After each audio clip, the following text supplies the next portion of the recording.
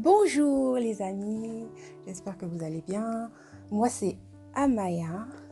Aujourd'hui j'ai décidé de vous parler de l'envie. Oui, parce que c'est un défaut qui gagne de plus en plus notre société de consommation, notre société des réseaux sociaux. Tout le monde veut montrer ce qu'il a, tout le monde se sent frustré parce qu'il n'a pas ce que l'autre a. Et c'est une boucle infernale. Donc j'ai décidé d'en parler aujourd'hui. Généralement, quand on envie quelqu'un, c'est parce que la plupart du temps, on ne voit que les avantages qu'apporte sa situation. Mais une astuce pour pouvoir contrecarrer cet effet serait de se demander quels sont les inconvénients de sa situation. C'est-à-dire, certes, il y a des avantages à être dans sa situation, mais toute lumière projette des ombres.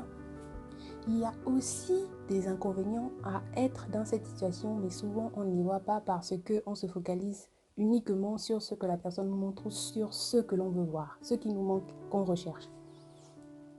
Et alors, quand on se met à penser ou à se demander quels peuvent être les inconvénients, on se rend compte que sa situation est peut-être enviable quelque part, mais il y a aussi des aspects qui font que on n'aimerait peut-être pas être à sa place. Je vous donne un exemple, une personne qui est riche, qui a beaucoup d'argent, on se dit, on aimerait être à sa place, tout le monde aimerait être à sa place. Mais quand on se demande quels peuvent être les inconvénients de cette situation, on se rend vite compte que cette personne a du mal à déterminer qui sont ses réels amis et qui ne le sont pas.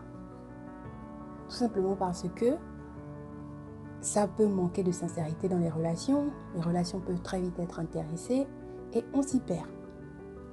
À ce moment-là, vous pouvez vous poser la question de savoir si vous aimeriez être dans une situation où vous ne savez pas vraiment à qui faire confiance parce que vous avez des biens qui pourraient faire en sorte que certains se disent être vos amis alors que ce n'est pas le cas. Je prends un autre exemple, une femme qui est mariée face à une femme célibataire. La femme célibataire peut se dire « je l'envie parce que j'aimerais moi aussi être mariée, j'aimerais moi aussi avoir un mari, être aimée de quelqu'un ». La situation donc serait de se demander alors quels peuvent être les inconvénients du mariage, parce qu'il y en a toujours, il n'y a pas que les avantages, même dans le bien. Ça nécessite de donner du temps à quelqu'un, ça nécessite de faire des concessions, ça nécessite de supporter parfois les humeurs d'une personne et parfois quand on est célibataire on ne se rend pas compte des avantages que cela peut comporter.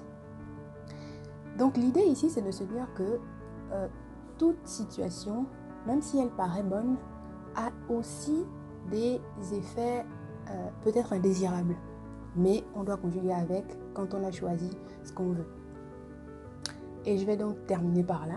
L'astuce est donc à chaque fois de se demander si, déjà, quels sont les inconvénients de sa situation, mais de se demander si vraiment on serait prêt à payer le prix pour effectivement se retrouver dans sa situation. Et la plupart du temps, on se rend compte que parfois on peut dire non, finalement ma situation me convient ou non, finalement je ne me sens pas prête à payer ce prix-là. Je vous souhaite une bonne journée.